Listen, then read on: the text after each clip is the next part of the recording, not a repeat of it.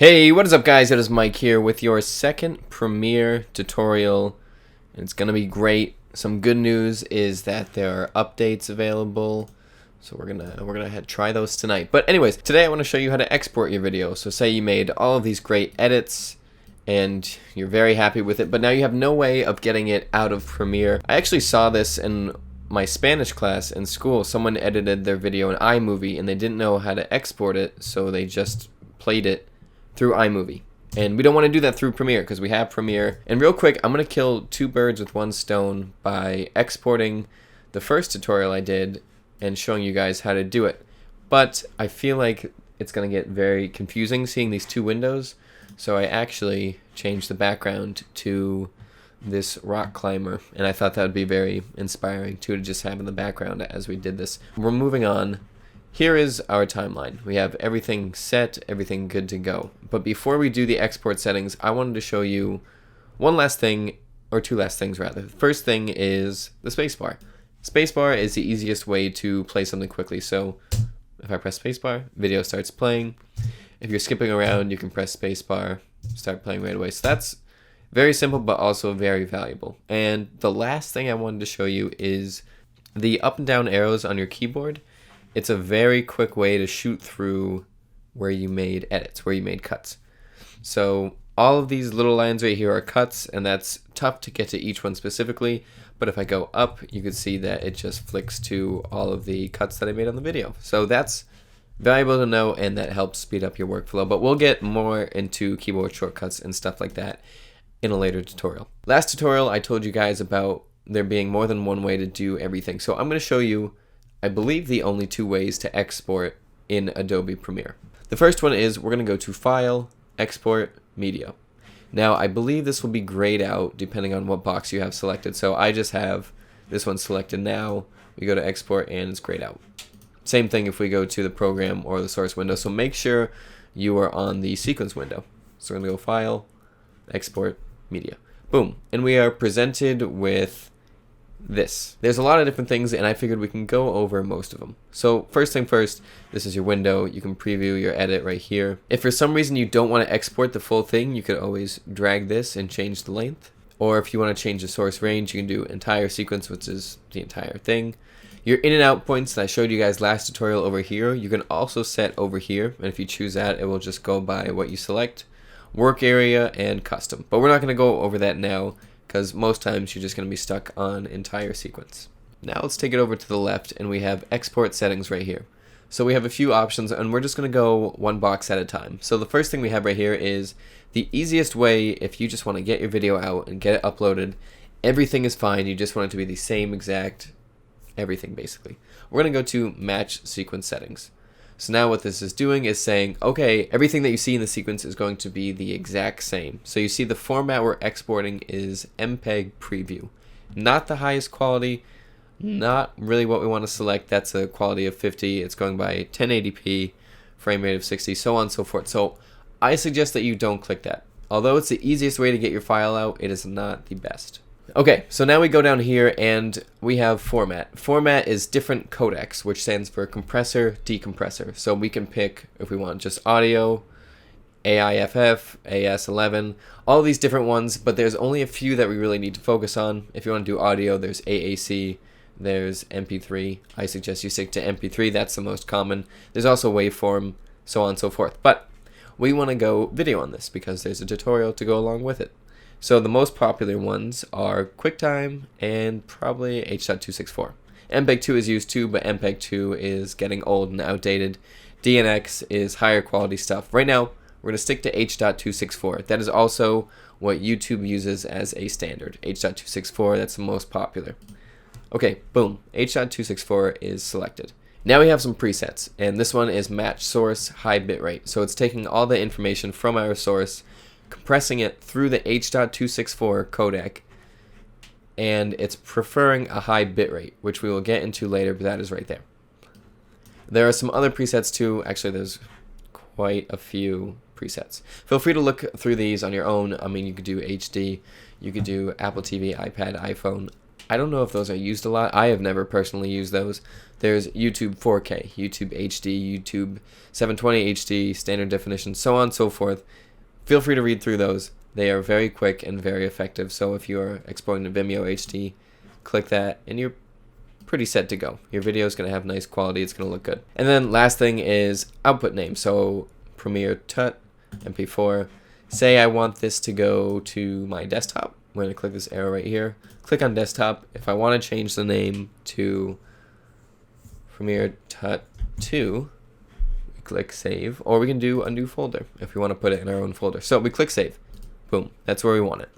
Now we're going to go down to the second box, which is right here. First box is something I don't believe you guys will want to use. All very important and beneficial things, but for us at this moment, we don't need them.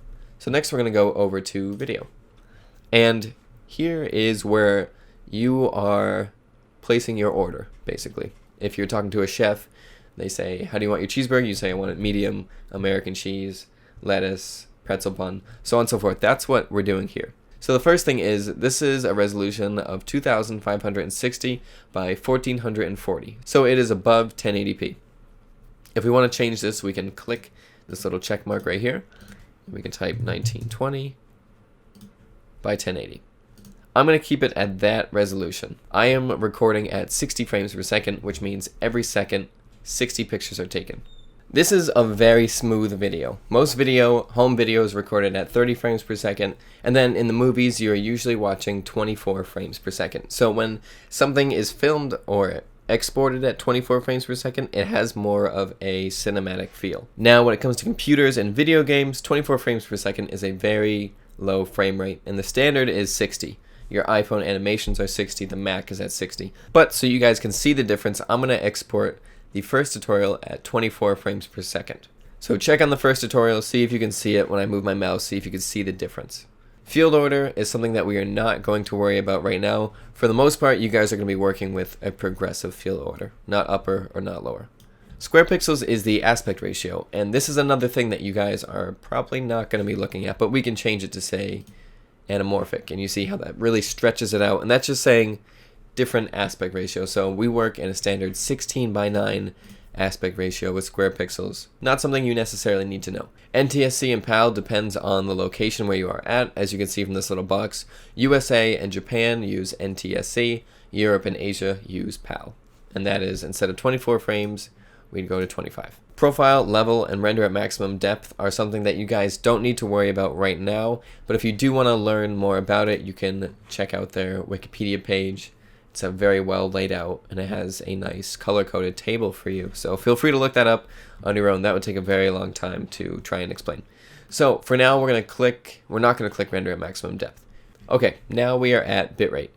Bitrate is a very, very important part of exporting video. Every encoder that you use, whether it's Final Cut, Avid, Premiere, so on and so forth, you choose the bitrate, and there are three standards. There's constant bitrate, variable bitrate 1 pass, and variable bitrate 2 pass. And the best way I can explain this is through running. So take constant bitrate or CBR as you are running the exact same speed the entire way during a race. Now you can run very slow or you can run extremely fast the entire way. But if there is a point in the race where you can slow down, you could take a break, you can catch your breath, so on and so forth, and your exhaustion level can go down, CBR makes that impossible. You have to stay the exact speed the entire time. If you need to go faster for one moment, just a burst of energy, you can't do that with CBR. I generally do not use constant bitrate because if the video is demanding a really high amount of data for one section, if you have amazing colors, amazing CGI, a lot of movement, the bitrate should go up to accommodate for all the extra data that the video needs. But with constant bitrate, you can't do this. So it is not the most efficient way of rendering. That's where variable bitrate comes in. If you are running a race and you need to slow down a little bit to make sure you can catch your breath, you can slow down here, and then when you need to boost, you can boost up to a certain level and go as much as you need. And the way you do that is pretty simple. So we have the target bitrate, which is what you want your pace to be when running. So you want to run a 8-minute mile. Now you're not necessarily running the exact speed the entire time to keep up with that 8-minute mile.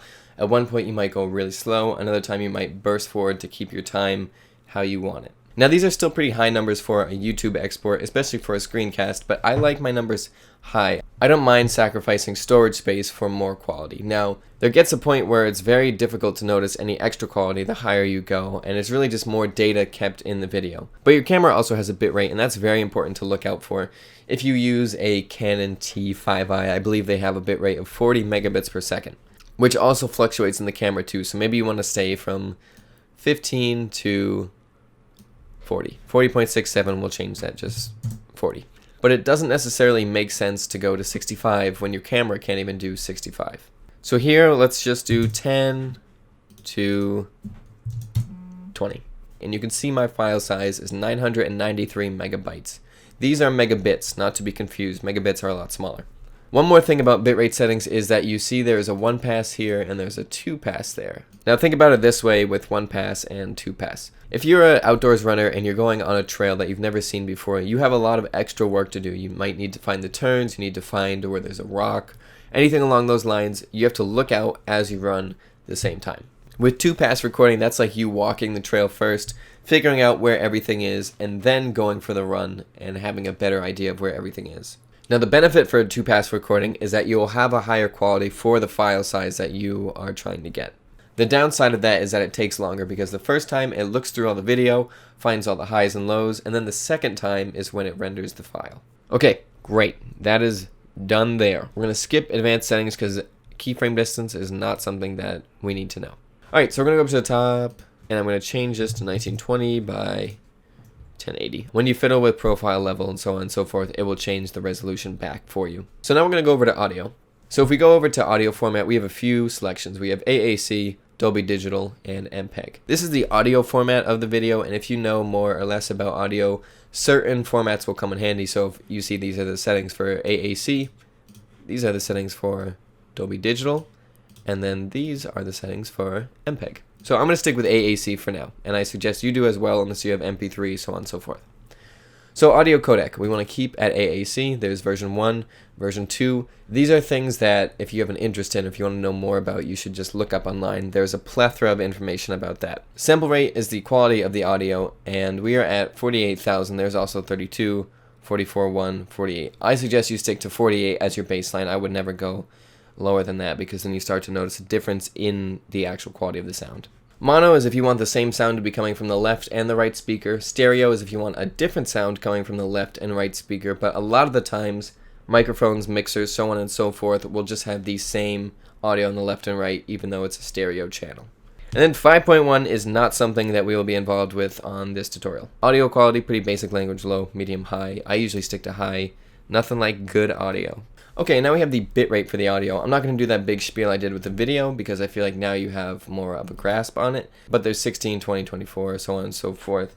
320, 256, very high bit rates, very nice sounding audio. And now we're not going to go over advanced settings, but you can set precedence to bitrate or you can set it to sample rate. Okay, multiplexer we're not going to worry about. Captions we're not going to worry about. Those we can do in later tutorials if you guys have a demand for it. Okay, and now we can go to YouTube. If you have a YouTube channel, this is a great spot for it, especially with the delete local file after upload. So it will upload it to YouTube, delete it from your computer, you are good to go. You can set the privacy tags and description, which is awesome. Same thing with Vimeo, same thing with Creative Cloud, and same thing for any FTP server that you have, which again is fantastic. And that's it. That's your file is ready to go. It's ready to be cooked. You can export it when you're ready. I don't want you guys to worry about this bottom box too much. Use maximum render quality, helps scaling, but like slows the encoder speed down. That's not something you need to worry about at this moment. Use previews is interesting, but that's not what we want. That's a lower quality file. Frame blending is something we will go over much later, and import into project is something that you might benefit from. So if you want to render out this video and then you want to use it in this project again for whatever reason, check that box. And we are not going to use a time code. So now there's 2 things that you can do. First one is export, and Premiere will export the file where you chose and the job is done. The second one is Q. And if we click Q, it's going to bring it to Adobe Media Encoder. It is basically the export window that I just showed you guys on steroids. All of the same basic capabilities are there, although this one you can do batch rendering. So if you have 5 or 6 videos, you can all queue them up in Premiere, and then they will all be in Media Encoder to make things even easier. So as you can see, there's a ton of presets. There's broadcast, camera, cinema, devices, so on and so forth. And then here we have our lonely render. Now this comes in handy so much more, as I said before, when you have a lot of renders. So if I did 60 tutorials today, I could edit them all, queue them all up, and I would have them here. And then all I would have to do would be to click play, and it would just go through all of them. So if you want to use Adobe Media Encoder, that is definitely something you can do now. It is the same thing as I showed you before, except you have your own program for it and you can export a lot more at the same time.